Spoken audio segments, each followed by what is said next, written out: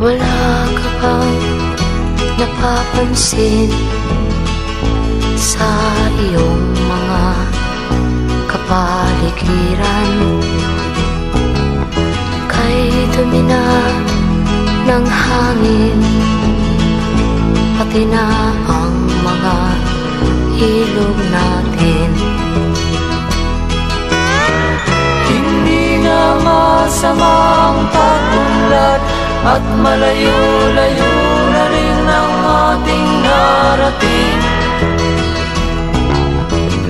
Ngunit masdan mo ang tubig sa dagat, dati kulay asul, ngayon'y naging itim.